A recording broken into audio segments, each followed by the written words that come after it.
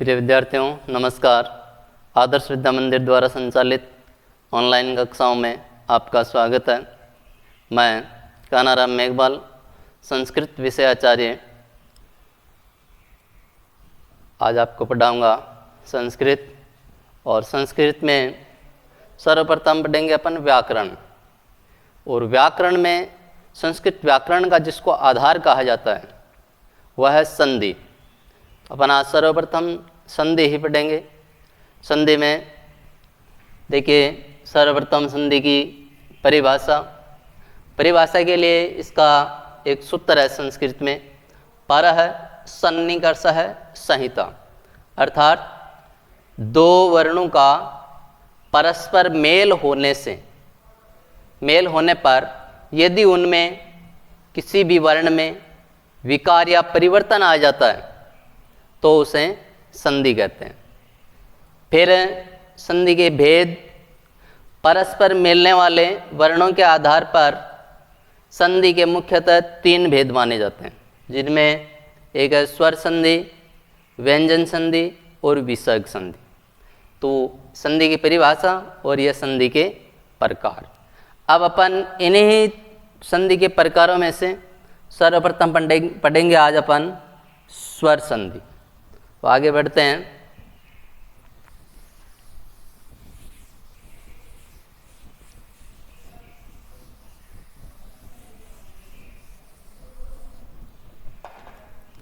स्वर संधि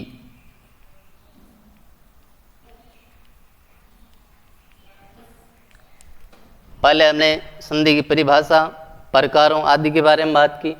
अब स्वर संधि, तो सर्वप्रथम स्वर संधि क्या है, स्वर संधि की परिभाषा देखेंगे। तो सीधा सा है स्वर, यानी कि जहाँ पर स्वरों के मिलने से जो विकार उत्पन्न होगा आपस में उसे स्वर संधि कहते हैं। तो सीधी सी इसकी परिभाषा हो जाएगी, स्वरों के परस्पर मिलने से जो विकार उत्पन्न होता है वही स्वर संधि है। अपन यहाँ पर इसकी परिभाषा लिखेंगे, जहाँ स्वर वर्णों के मिलने से विकार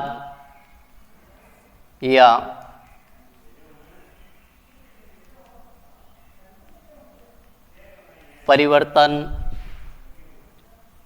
होता है वहाँ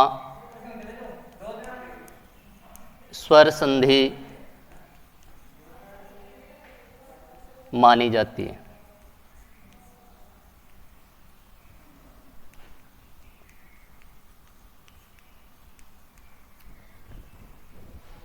जहाँ स्वर वर्णों के मिलने से विकार या परिवर्तन होता है वहाँ स्वर संधि होती है। फिर स्वर संधि के भेद,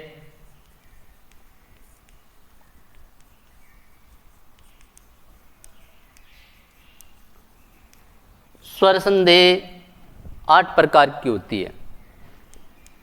तो अपन इसमें लिखेंगे स्वर संधि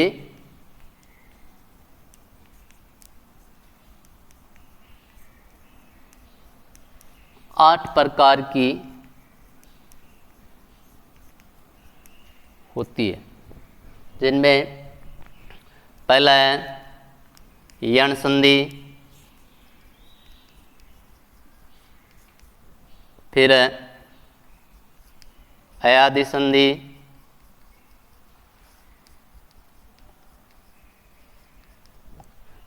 गुण संधि,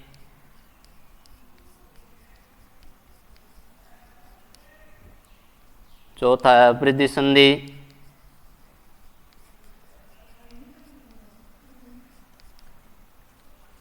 दीर्घ संधि,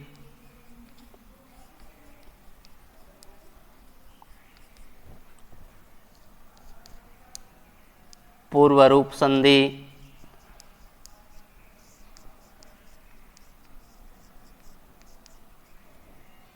सातवां है पर रूप संधि,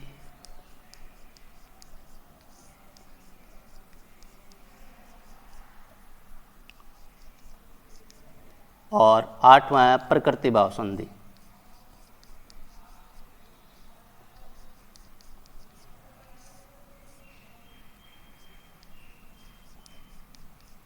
तो इस प्रकार से ये संधि के 8 भेद हैं।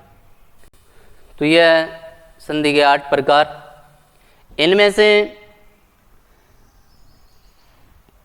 कक्षा 10 के अंदर अपने पाठ्यक्रम में 5 प्रकार हैं और कक्षा 9 के अंदर भी 5 प्रकार हैं। कक्षा 10 के अंदर यण है, अयादी है, यण है, अयादी है और यह वृद्धि है, पूर्व रूप है और पररूप है। कक्षा 10 के अंदर अपने पाठ्यक्रम में इन 8 प्रकारों में से 5 प्रकार ही है। बाकी जो 3 प्रकार है जैसे दीर्घ है, प्रकृति भाव है, गुण है, यह कक्षा 10 के पाठ्यक्रम में अपने नहीं। और कक्षा 9 के अंदर इन 8 में से सिर्फ 5 ही प्रकार पाठ्यक्रम में, जिनमें यण संधि है, अयादी है, गुण है, वृद्धि है, दीर्घ है। बाकी ये जो प्रकार है 3, ये कक्षा 9 के पाठ्यक्रम में नहीं है। तो अपन इनमें सर्वप्रथम कक्षा 10 के अनुसार वही सेम कक्षा 9 में भी आ जाएगा। अपन सर्वप्रथम इसमें पढ़ेंगे यण संधि। आगे बढ़ते हैं।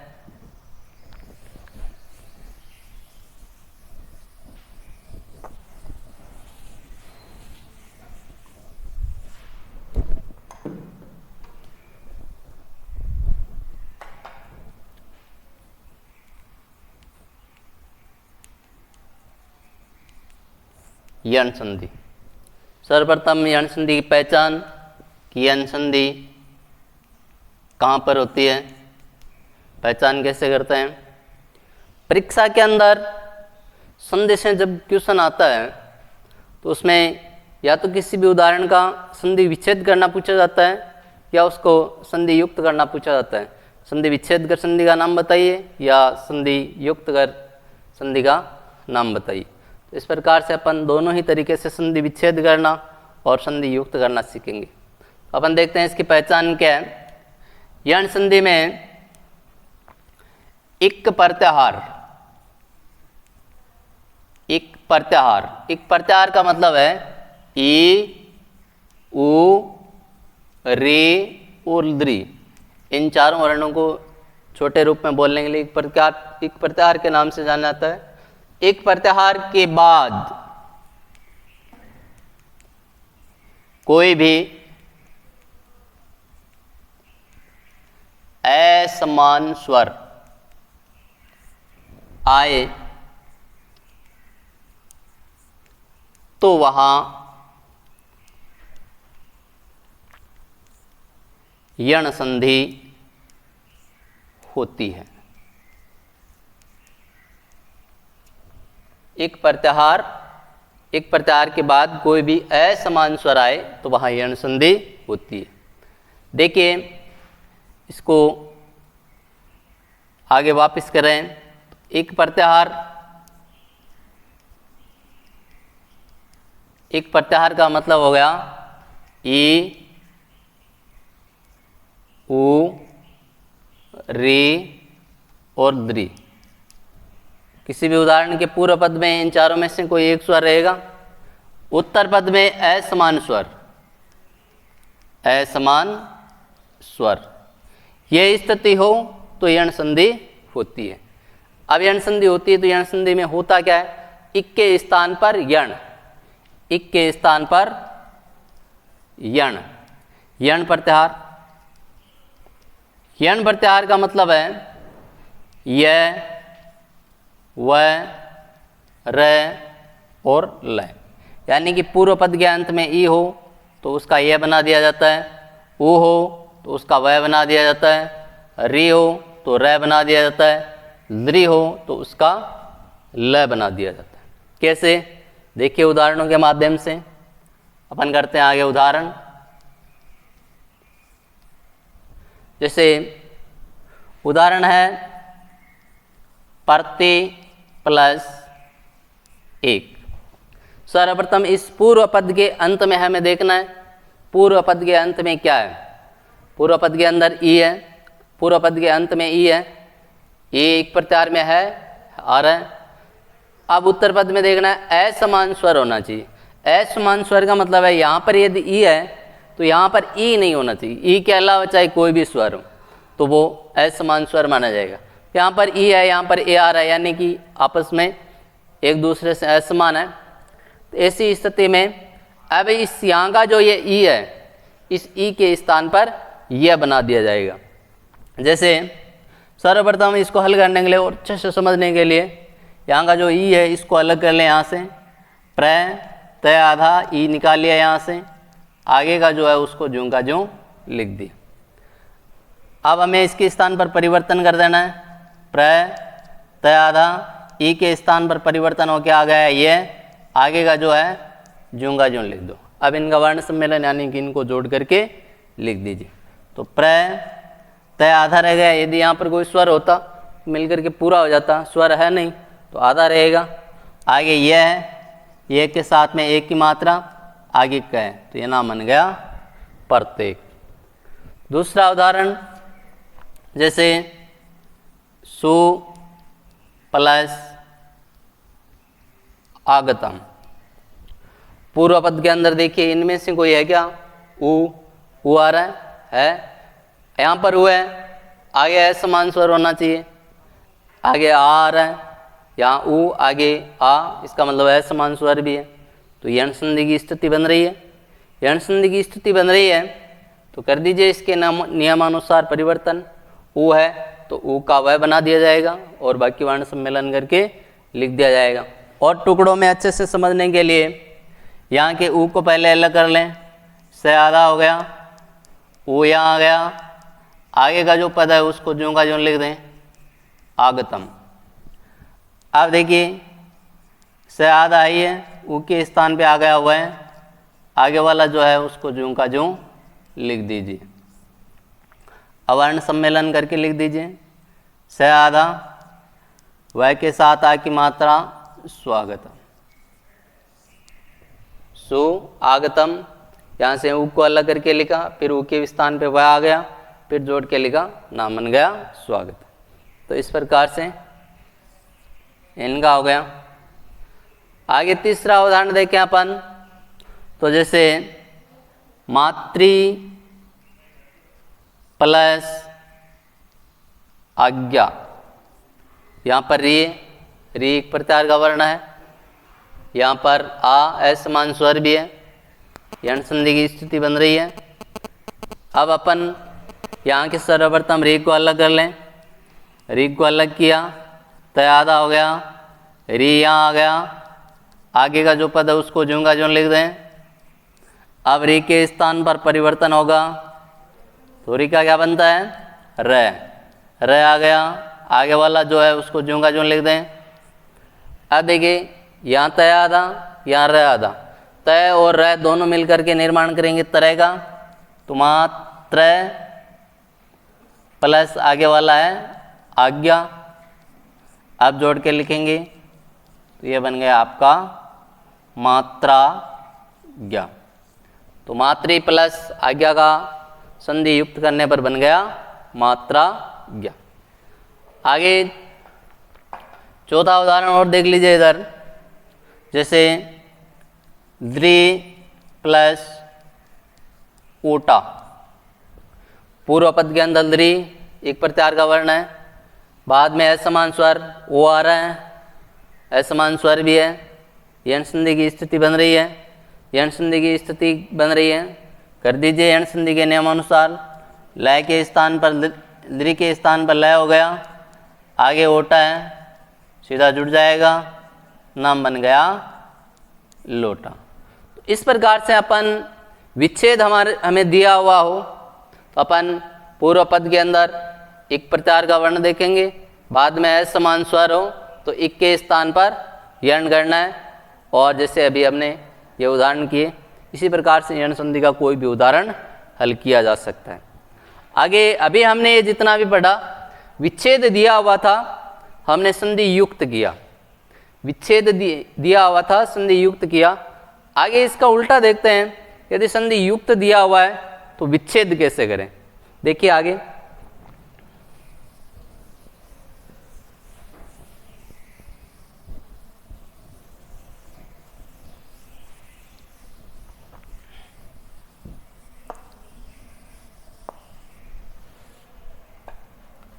कोई भी उदाहरण ले लीजिए, जैसे मैंने लिखा न्याय। यण संधि के किसी भी उदाहरण का जब अपन विच्छेद करते हैं तो सर्वप्रथम उसके अंदर देखना चाहिए आधा अक्षर, कि जो उदाहरण दिया हुआ है हमारे सामने उसमें कहीं आधा अक्षर आ रहा है क्या। तो सर्वप्रथम तो क्या देखना है, आधा अक्षर।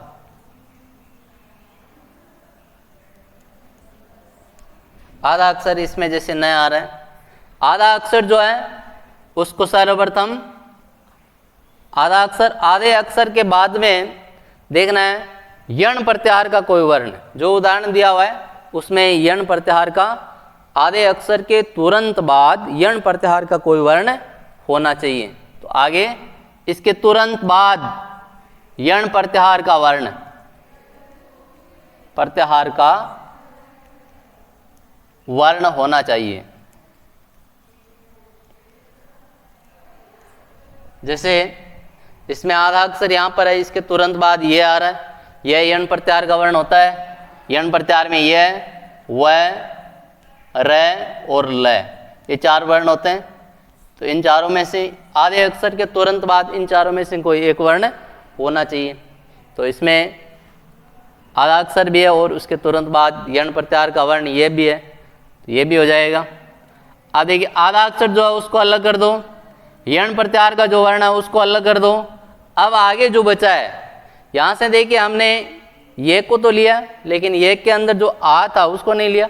इस आ सहित आगे का जो भाग है उसको अलग कर दीजिए, हो गया। अब ये देखना हमें यण प्रत्याहार का जो वर्ण आया था ये यण संधि में किसके स्थान पर होता है, ये होता है ई के स्थान पर। अभी हमने पहले देखा था ई के स्थान पर यण, ई के स्थान पर यह होता है, इसके स्थान पर हमें बनाना है ई, और इस ई की मात्रा इस आधे पहले वाले आधे अक्षर के साथ लगा देनी।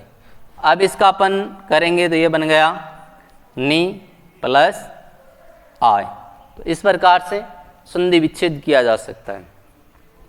क्रमशः ध्यान रखेंगे, सर्वप्रथम आधा अक्षर देखना है, आधे अक्षर के तुरंत बाद यण प्रत्याहार का कोई वर्ण होना चाहिए। फिर आधे अक्षर को अलग कर दीजिए, यण प्रत्याहार का जो वर्ण है उसको अलग कर दीजिए, और उसके बाद यहाँ का जो स्वर बचा है उसके सहित आगे का जो बचा है, जैसे आ और ये आ लिख दिया, इस प्रकार से अलग कर दीजिए। इस प्रकार से एकदम सरलता से यण संधि के किसी भी उदाहरण का संधि विच्छेद किया जा सकता है। दूसरा एक उदाहरण और समझ सकते हैं आप अच्छे से, जैसे मैंने लिखा न्यूनम। सर्वप्रथम आधा अक्षर देखना है, आधा अक्षर यहाँ पर आ रहा है, अलग कर दो। फिर क्या देखना है, यण प्रत्याहार का कोई वर्ण, आधे अक्षर के तुरंत बाद यण प्रत्याहार का वर्ण होना चाहिए। यण प्रत्याहार का वर्ण भी आ रहा है ये, उसको भी अलग कर दो। अब यहाँ के स्वर सहित आगे का जो भाग है उसको अलग कर दो, आगे ऊ यहाँ का और न और ऊनम। अब यहाँ पर यण प्रत्याहार का वर्ण आया यह यण संधि में किसके स्थान पर होता है, ई के स्थान पर। इस ई की मात्रा लग जाएगी इसके साथ, नी प्लस ऊनम, इसका संधि विच्छेद हो जाएगा। इसी प्रकार से आप ध्यान रखेंगे आधा अक्षर एक ही उदाहरण में दो जगह हो सकता है, लेकिन हमें चयन उसी का करना है जिसके तुरंत बाद यण प्रत्याहार का वर्ण हो। तो इस प्रकार से ये एकदम कक्षा 9 और 10 दोनों में सेम टॉपिक है और एकदम सरल है, आसानी से इसे किया जा सकता है। इसके आगे पढ़ेंगे अपन अगली कक्षा में। अभी धन्यवाद।